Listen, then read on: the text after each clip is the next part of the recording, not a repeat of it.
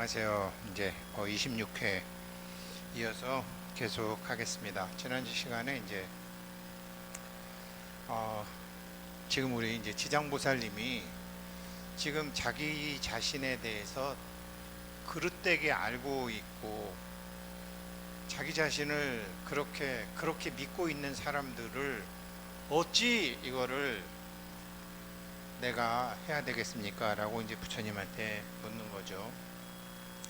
그 질볼트 테일러 박스 후아위, 우리가 누구냐? 뭐 자기 그 경험이 took me 8 years to completely recover, so who are we? We are. 자기가 누구인지를 자기가 이제 이렇게 뇌 수술을 하고 자기가 이렇게 이제 왼쪽 뇌를 수술을 하고 다시 이제 8년 만에 이 엄마의 도움으로 정신을 차리고 깨어나서 이때 이제 참 나를 깨달았는데, 왼쪽 뇌가 정지된 상태에서 병원에 있다가 보니까 여기 이제 긍정의 뇌라는 책에 나오는데, 의사가 와도 그 의사가 굉장히 자상한 의사인지, 간호사가 와도 참 친절한 간호사인지, 성질이 틀려먹은 건지, 말만 친절하게 하는 건지, 말을 안 해도 그냥 다 알게 되더라는 거 아니에요. 자네가 섰을 때 운해만이 작동이 될 때 그냥 다 저 사람 말을 어떤 간호사가 뭐라 그러면, 어떤 의사가 뭐라 그러면 저 사람 말 들으면 내가 나아질 건지, 저 사람 말을 들으면 내가 안 나아질 건지도 그냥 다 알게 되더라는 거 아니에요. 그냥 다. 경계가, 나와 남의 경계가 없어지니까.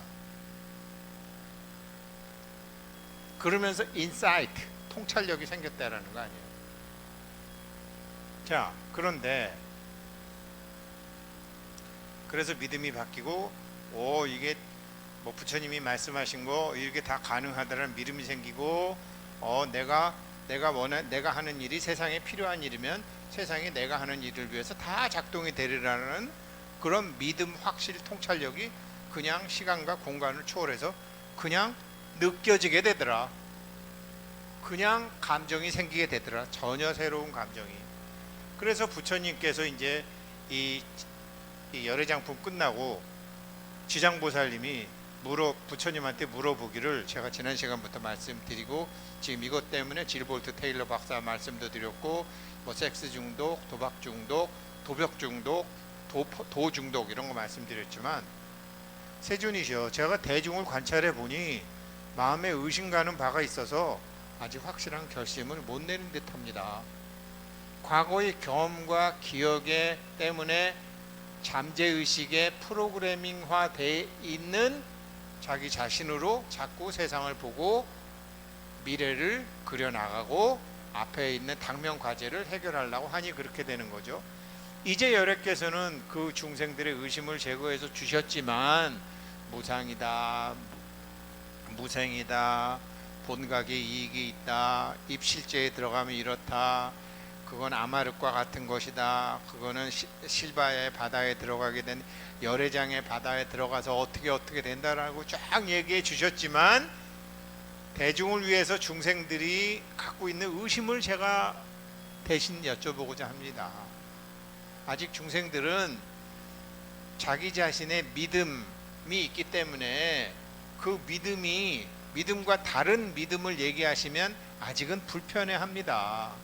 불편해하면 실천하지를 않습니다. 실천을 해야지 습관도 생기고 태도가 생기고, 그 태도의 묶음이 되면 새로운 믿음이 생길 텐데, 어떻게 지금 그 태도 바꾸는 것을 할 수 있겠습니까? 그랬더니 부처님께서 보살마하사리여, 그대가 그와 같이 중생을 제도하겠다라는 것은 중생들에 대해서 큰 슬픔과 불쌍한 마음, 그렇잖아요. 세상 이치를 모르고 열심히 사는 후배들이나 자녀들이나 보면 불쌍하잖아요. 우리들 생각이 나서 저렇게 한다고 되는 게 아닌데, 저러면 더 늦어지는데, 저러면 더 안 되는데, 슬프고 연민이 생기죠. 대비 시대 비민 불가사의. 그 참 이거를 어떻게 생각으로 알 수 있는 게 아니다. 지금 이 열애장의 바다는 생각으로 들어갈 수 있는 바다가 아니에요. 생각 너머의 바다예요. 그런데 지금 우리는 아주 쉽게 가는 방법을 제가 말씀드리는 거예요. 그대는 마땅히 물어라. 내 그대를 위해서 설명하리라. 이 사람은 그래서 질볼트 테일러가 이제 얘기를 한 건데, 이 사람은 뭐냐?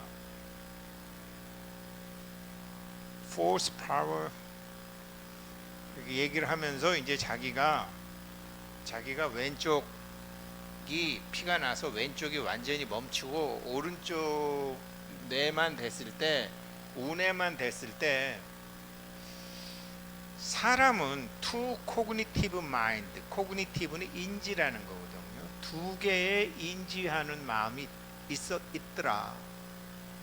좌뇌가 인지하는 마음이 있었고 우뇌가 인지하는 마음이 있었다.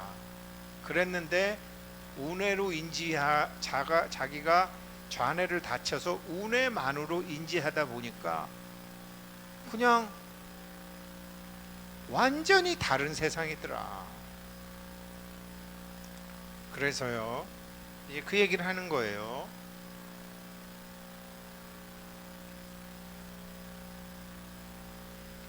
그래서 우리는 순간순간 내가 이걸 좌뇌로 판단할 것인지 우뇌로 판단할 것인지 자기가 순간순간 결정할 수 있다.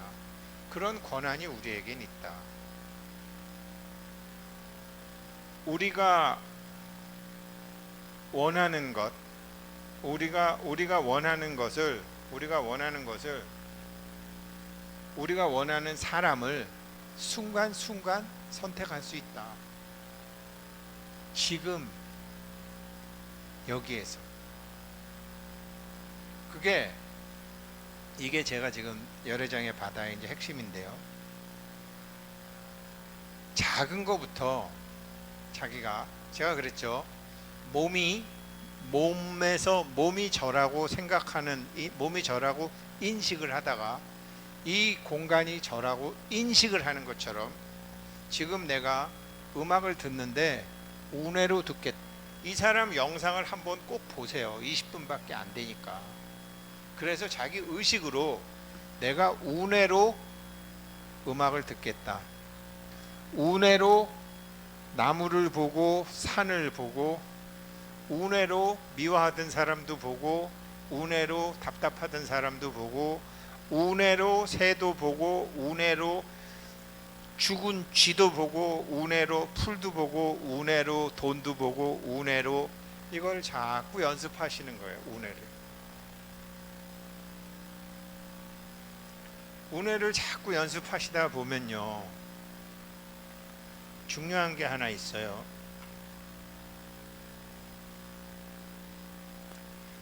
보통 스님들이 이렇게 주장자를 잡으시죠. 좌뇌를 다치면 오른쪽을 못 써요. 우뇌를 다치면 왼쪽을 못 써요. 우리 DNA 구조가 이중 나선형 구조로 되어 있기 때문에 그래요. 주장자를 딱 잡으시면, 이렇게 제가 이제 표충사 주지스님한테 주장자 선물도 받고 해보는 건데, 왼손에 힘을 주면은요, 왼손에 이걸 딱 잡고 이렇게 있으면 자동적으로 우뇌에 힘이 가더구만요. 이걸 딱 쥐고 있으면.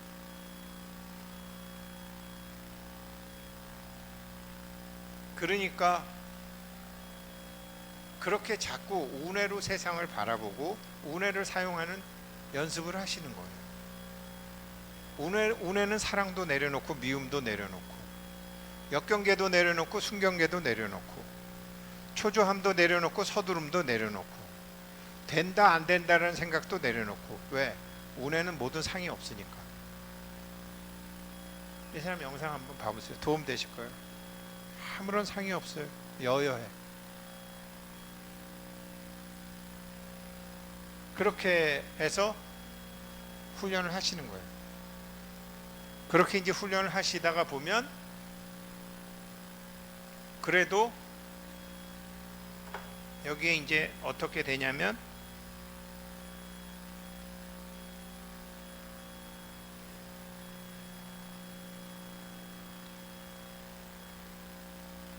여기도 뭐 저희가 이제 타인을 향한 배려가 부족한 간호사나 의사가 자신을 대하면 고통이 밀려들었고 자기가 환자로 누워 있어도 친절한 손길로 정성껏 돌보는 사람들에게서는 긍정적인 에너지와 따뜻한 감정을 병원에 누워 있으면서도 다 받았다는 거예요. 좌뇌로 분석적으로 아는 게 아니라 그냥 통찰적으로 아는 거죠. 다른 사람들의 감정을 예민하게 된 그녀는 이 책에서 모든 사람은 자신의 감정 에너지에 책임을 지고 긍정적인 방향으로 이끌어야 한다고 말한다. 그러니까 내가 남을 속이려고 그래도 운해를 쓰는 사람을 속일 수가 없어요. 그러니까 그래도 우리가 불교 공부도 했고, 사실 저도 이번에 아프리카에 그 컴퓨터 보내면서 생각을 많이 했어요. 이게 처음에 콩고로 보내서 콩고의 그 서쪽인 달람살람으로 보내려면 3,000불, 토고의 항구로 보내려니까 5,000불, 콩고의 킨샤샤로 보내려니까 6,400불.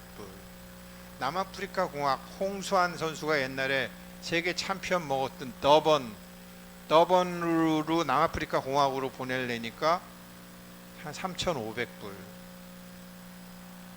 뭐 기본 한국에서 움직이는 비용 빼놓고 그렇게 수송비가 3,500불이나 차이 나니까 한 500만 원 차이 나잖아요. 여기 뭐 NGO에 누가 뭐 회비 내주시는 분 없거든요. 우리가 뭐 이제 백중 이런 거 하고 하면 이제 뭐 여러 가지 이제 그런 거 할 때 하는 거지.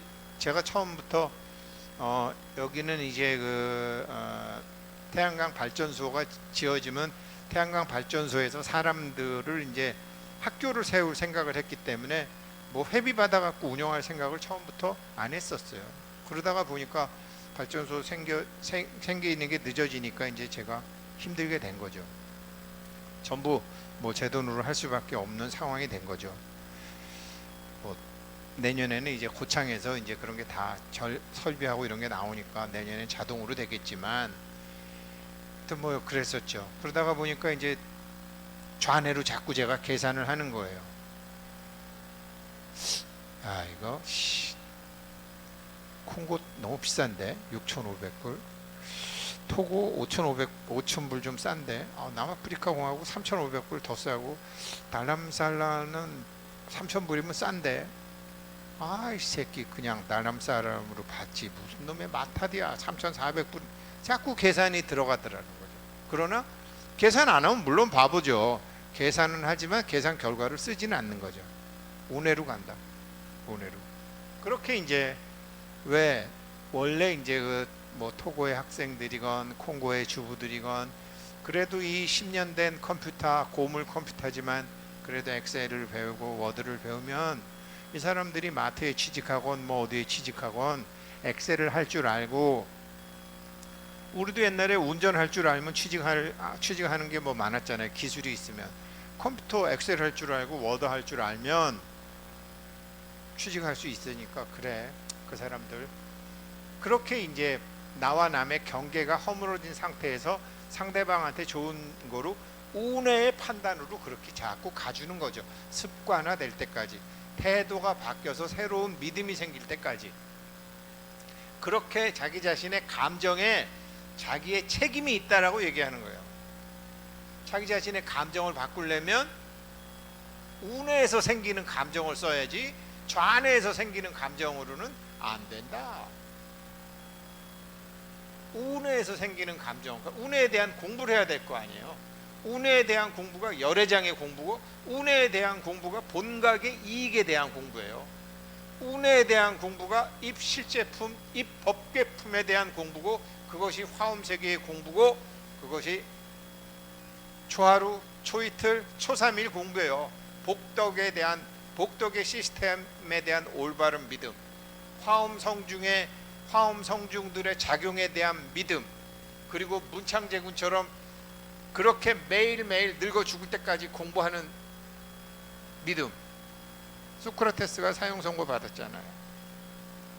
그런데 옆에 있는 친구가 무슨 사형 집행 당일날 무슨 시를 읊더라는 거 아니에요? 그래서 소크라테스가 그날 이제 자기 처형당하는 날인데 그거 누구시야? 그렇게 물어보더래요. 그래서 그거 알아서 뭐하게? 죽기 전에 하나라도 더 알고 죽으면 좋잖아. 그렇게 소크라테스가 얘기하더래요. 그 참 대단한 도인이죠. 그래서 형각스님이 레겐스버그 선언에 소크라테스 상을 딱 생사 넘어선 거죠. 그러나 공부해야 되는 거는 죽어서도 공부해야 되니까 죽기 전이라고 공부 안 할 이유가 없는 거죠. 배워서 가는 거죠. 그런 거죠. 그런 감정, 운해적인 감정. 아, 좌뇌로는 곧 죽을 사람이 그거 왜 해? 이랬지만 운해는 생사 넘어까지 다 확장이 돼 있는 거니까 그렇게 되는 거죠. 그래서 이 사람이 이제 긍정의 뇌, 오른쪽 뇌는 뭐 이렇게 보니까 유튜브에 뭐 여러 개 있더라고요. 긍정에 대한 거. 요즘 뭐 저도 이런 거 활용 많이 해요. 왜 그러냐면 눈도 침침해지고 뭐 이렇게 책의 중요한 부분들을 다 읽어주니까 이렇게 뭐 누워서 눈 감고도 들을 수 있고, 이렇게 해서 이제 하시면은 질 볼트 테일러의 긍정의 뇌에 대한 얘기가 있어요. 이게 열애장 활성화고, 이게 본강 리품이고, 이게 입실 제품이고 이런 거란 말이에요. 그래서 이게 이제 부처님이 여기 지장보살이 묻는 게, 세상의 모든 존재법은 연이 생기하는 것이, 여태까지 12연기 해놓고 이 좌뇌로 뭐 살았건, 이게 내가 어디에 중독이 됐건, 이게 12연기로 내가 지금 도박의 중독, 섹스의 중독, 도둑질의 중독, 주식의 중독, 안 된다는 부정적인 생각, 나에 대한 이런 잘못된 믿음의 생각에 중독돼 있는데, 그렇게 12연기가 일어났는데 그 연기가 아무것도 아니라고요? 그렇게 물어보는 거 아니에요. 답은 뭐죠? 육체 말고 비육체적인 의식체, 좌뇌 말고 우뇌의 의식이 답이죠. 결론부터 얘기하는 거 아니에요? 좌뇌로 믿었던 나, 우리가 아기 때 좌뇌 우뇌가 어디 있어요? 아기 때는 전부 우뇌지. 근데 엄마가 글자 가르치고 뭐 가르치고 하면서 좌뇌가 그때부터 자꾸 생기는 거 아니에요? 동물도, 뱀도, 쥐도, 사자도, 코끼리도 아기 때 눈은 얼마나 순수해요. 왜? 나와 남의 구분이 없거든. 그런데 나와 남의 구분이 생기는 좌뇌가 돌아가면서부터 독성이 나오는 거죠. 그래서 사나운 눈이 되는 거죠. 이게 이제 운해가 열애장이에요. 이 사람이 경험한 게. 여기도 나오잖아요. 이거 뭐 다 분석적, 냉정하고 쫙. 운해는 뭐 완전히 영혼이 자유롭다고 하는 거예요. 이 두 개가 다 있어야 돼요. 한쪽만 있으면 안 돼요. 운해로만 살면 바보지. 우리는 운해를 너무 안 썼다라는 거지. 그 다음에 운해를 활용하는 방법도 몰랐다라는 거지. 근데 이 운해를 활용하는 방법을 금강산매경에서 너무나 체계적으로 잘 말씀을 해주셨다라는 거죠. 이게 체계적으로 작용을 잡도록 도와주시는 분이 지장보살님이시라. 이게 삼계교의 핵심이라는 거죠. 그래서 제가 백중이 중요하다는 거예요. 그리고 방향이 중요하기 때문에 우리 7월 7서 얼마 안 남았지만, 이 좌뇌는 possibility, probability, 여기 이 좌뇌는 성공 가능성, 실현 가능성의 세상이에요. 여기는 방향성의 세상이에요. 방향성의 세상. 약사열의 44대 서원이 뭐예요? 이거를 이렇게 해서 뭐 박사가 되고 싶은 놈, 기술자가 되고 싶은 놈, 취직하고 싶은 놈, 돈 벌고 싶은 놈, 성공하고 싶은 놈, 뭐 약이 필요한 놈, 등산하고 싶은 놈, 다 좋아. 그런데 이거 다 해주겠다. 화가로 성공하고 싶은 놈, 음악가로 성공하고 싶은 놈, 소설가로 성공하고 싶은 놈, 자유롭게 살고 싶은 놈, 올림픽에서 무슨 이런 바이스클로 성공하고 싶은 놈, 뭐 반짝이는 아이디어를 갖고 다 좋아, 다 좋아. 근데 방향이 어딘데? 그렇게 해서 그 사람들도 깨달음을 얻게 해준다는 방향성. 아프리카에 컴퓨터를 보내도 좋고, 토고에 보내도 좋고, 뭐 콩고에 보내도 좋고, 북한에 보내도 좋고, 내가 써도 좋고, 남이 써도 좋고, 다 좋아. 왜? 그 사람들에게 필요한 지식을 통해서 그 사람들도 나중에 깨달음의 세계로 가려고. 깨달음이 뭔데? 좌뇌만으로 바라보던 세상이 아니라 우뇌를 통해서 바라보는 세상. 나와 남이 하나이다.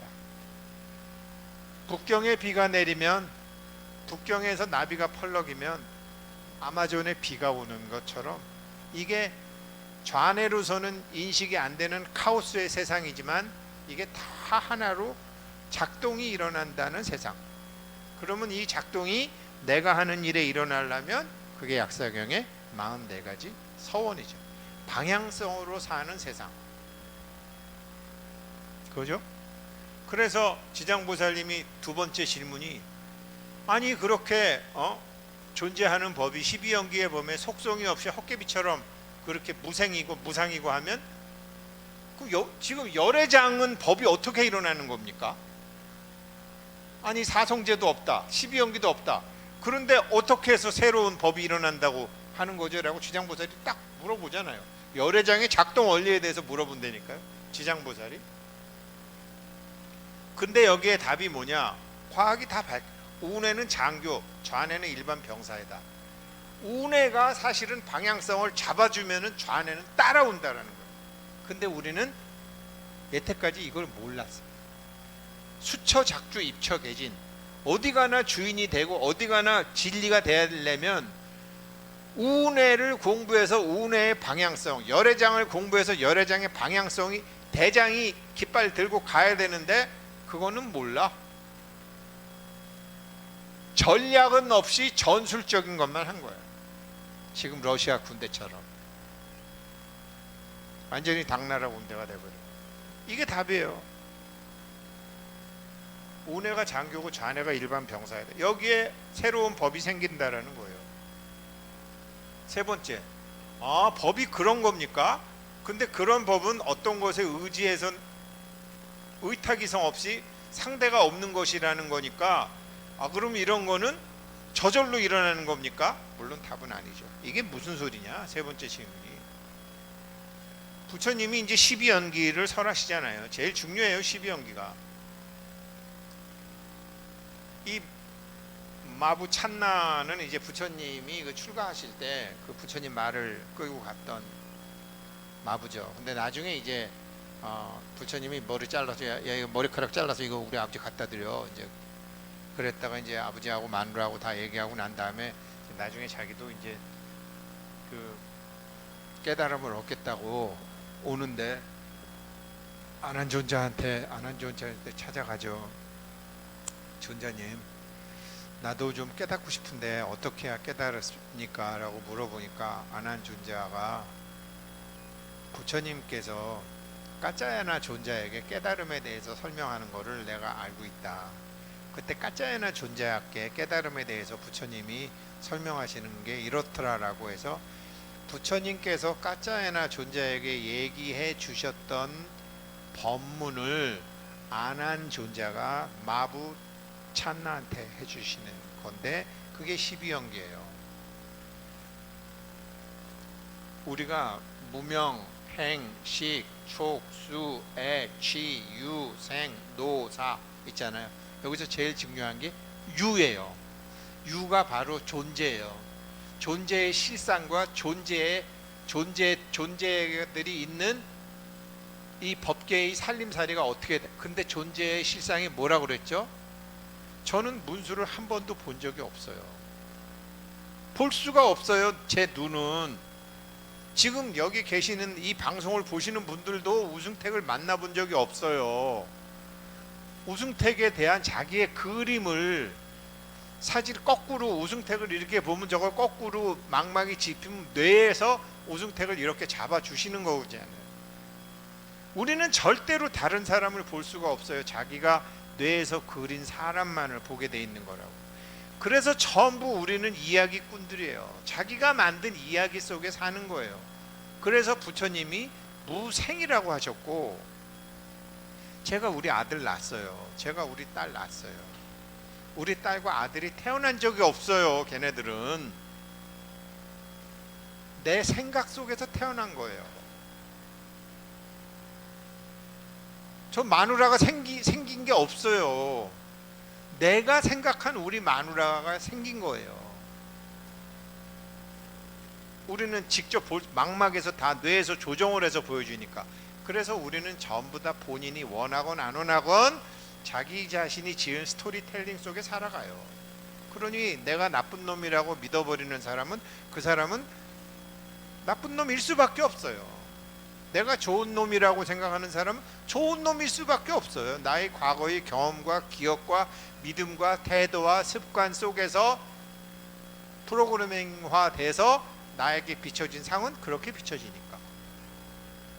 이게 우리가 금강경에서 본 핵심이잖아요. 근데 이게 뭐다? 이게 무명이다. 밟지 못하다. 그래서 무명을 조건으로 행동이 생기고 움직이잖아요. 무명을 조건으로 행동이 생기고, 행동을 조건으로 의식이 생기고, 이 의식을 전식변지, 이 의식을 바꿔서 지혜를 얻는 게 부처님의 가르침인데, 까짜야나 존자에게 그렇게 무명, 우리는 뭐를 볼 수 없는데, 만날 수 없는데, 자기가 뇌에서 이렇게 만들어진 자기 생각인데, 이 무명을 조건으로 행동이 일어나고, 행동을 조건으로 의식이 일어나고, 의식을 조건으로 움직이다 보니까 방석이 생기고, 이름이 생기고, 형상이 생기고. 그래서 우주가 처음 생길 때 간도 생기고 척추도 생기고, 모든 게 척추동물이 아니잖아요. 나중에 뇌도 생기잖아요. 그렇게 하다 보니까 이름이 생기고 형상이 생겨. 척추가 생기고, 뇌가 생기고, 발이 생기고, 꼬리뼈가 생기고, 가슴이 생기고, 처음엔 암수 구별이 없다가 자궁이 생기고, 뽕알이 생기고, 뇌가 생기고, 머리가 생기고, 그렇게 이름과 형상이 생겼단 말이에요. 의식에 따라서. 의식을 조건으로 이름과 형상이 생기고, 이름과 형상이 조건으로 접촉하는 거죠. 자꾸 이제는 동기가능하니까, 목기는 목기끼리, 토기는 토기끼리, 수기는 수기끼리, 음은 양으로, 양은 음으로, 마이너스 극은 음극으로, 마이너스 극은 플러스 극으로, 플러스 극은 마이너스 극으로 접촉이 생기는 겁니다. 접촉을 조건으로 느낌이 생기는 거죠. 좋다, 싫다, 밥맛 없다, 관심 없다. 접촉을 조건으로 느낌이 생기고, 느낌을 조건으로 요건 사랑하고 싶다, 계속 만나고 싶다, 더 갖고 싶다. 접촉을 조건으로 가래가 생기고, 가래가 생기다 보니까 갖고 싶다, 취하고 싶다. 촉수의 취. 그러다가 보니까 존재, 갖고 싶다 그래서 산에 나무도 꺾어다 놓고, 저 남자를 내 남편으로 등록도 해놓고, 저 여자를 내 아내로 등록도 해놓고, 이건 내 돈으로 등록해놓고, 그걸 존재. 그게 존재의 실상이고, 이렇게 작동이 일어나는 게 유생노사고, 이게 법계의 살림살이고, 이 존재가 노사, 관심이 생각도 오래되면 시들시들해지잖아요. 그리고 없어져 버리고, 이렇게 다 돈다라고 부처님이 까짜야나요. 무명을 조건으로 형성이 생기고, 형성을 조건으로 의식이 생기고, 의식을 조건으로 이름과 형상이 생기고, 이름과 형상을 조건으로 6가지 감각 영역이 생기고, 감각 영역을 조건으로 접촉이 생기고, 접촉을 조건으로 느낌이 생기고, 느낌을 조건으로 가래가 생기고, 가래가 생김으로 집착이 생기고, 집착을 조건으로 존재가 생기고, 존재를 조건으로 태어남이 생기고, 태어남을 조건으로 모든 고통과 죽고 살고 어쩌고 저쩌고 하는 애먹는 일들이 생긴다. 그러니 무명을 남김없이 소멸하면, 무명을 소멸하면 행동이 소멸이 되고, 행동이 소멸이 되면 의식이 소멸되고 해서 하는데, 무명을 남김없이 사라지게 되면 여기 있잖아요. 존재를 조건으로 태어남이 생기고, 태어남을 조건으로 늙음과 죽음이 생겨나며 슬픔과 비탄이 생기고 고통, 근심, 절망이 생겨난다. 그런데 까짜잖아요. 무명이 남김없이 소멸하면 형성이 소멸이 되고, 형성이 소멸이 되면 의식이 소멸이 되고, 의식이 소멸이 되면 이름과 형상이 소멸이 되고, 여섯 감각 영역이 소멸이 되고, 접촉이 소멸이 되고, 느낌, 가래, 집착이 소멸이 되면 존재가 소멸이 되고, 존재가 소멸이 되면 태어남이 소멸이 되고, 태어남이 소멸이 되면 모든 고통과 애가 소멸이 된다. 이거 하려고 제가 저기 수행한 거 아니에요. 느낌 지금 두 번째 수행까지 한 거 아니에요. 목기 이 느낌을 지금 몸에다가 살려 놓으려고. 그 다음에 어떻게 되는 거죠? 그 다음에 부처님이 어떻게 하시죠? 무명 자리에다가 명을 놓는 거죠. 무명을 조건으로 하는 게 아니라 명을 조건으로, 무명으로 형성, 의식, 촉수애치가 생기는 게 아니라 명으로 생기는, 이 명이 뭐죠? 운해죠. 이 명이 뭐죠? 아뢰야식. 이 명이 열애장이죠. 그게 본각이죠. 그래서 이제 이런 거를 이제 찬나 존자가 아난 존자한테 듣고 난 다음에 알았습니다. 그러면서 이제 12연기를 소멸을 하고, 12연기로 자기가 그럴 수밖에 없었다라는 것을 인정을 하고, 자기 자신의 믿음을, 태도를 바뀌고, 습관을 바꾸고, 믿음을 바꾸고, 그 믿음에 따라서 감각적으로 춤추는 거를 바꿔서 다 소멸시킨 다음에 방향성을 정해서 명, 지장보살처럼, 관세음보살처럼, 약사열애처럼, 아미타열애처럼 모든 보살들처럼 방향성을 정하는 명으로 해서 이게 다시 나오는 게 부처님이 말씀하신 거죠. 그게 지금 우리가 공부하는 거잖아요. 그래서 상대가 없는 법이라면 저절로 이루어진 게 아니라, 여태까지 우리는 자기 자신의 육신을 기준으로 분리된 자아인 줄 알았다가 운해로 보니까 분리된 자아가 아니었으니, 분리된 자아가 아니었는데 상대방은 아직 모르는데 나는 알게 되어 있으니까 삶의 목적인 다르마, 삶의 목적, 삶의 방향성, 당신이 주식을 하건 코인을 하건 취직을 하건 돈을 벌건 사업을 하건 화를 내건 소송을 하건 다투건, 왜?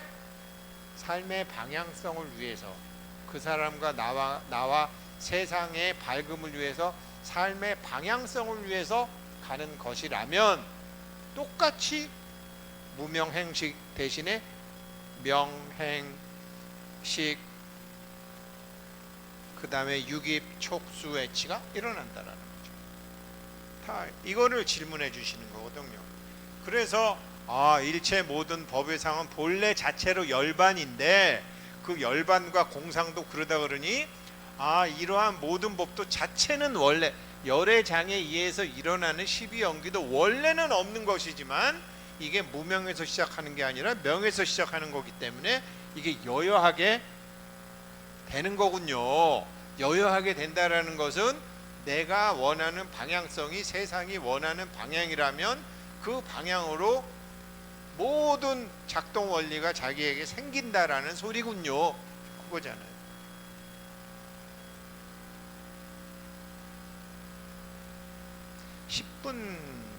인간은 신경생리학적으로 단 한 가지만을 위해서 산다. 요건 좌뇌가 선동을 한다. 불편함을 피하기 위해서. 이 불편함을 피하기 위해서 다 사람들이 산다라는 거죠. 그래서 중독이 된다라는 거죠. 계속 말씀드렸지만, 그래서 결론은 어떻게 되는 거냐? 지금 이제 요 사람 질볼트 테일러 테드 20분짜리 한번 딱 보시면 돼요.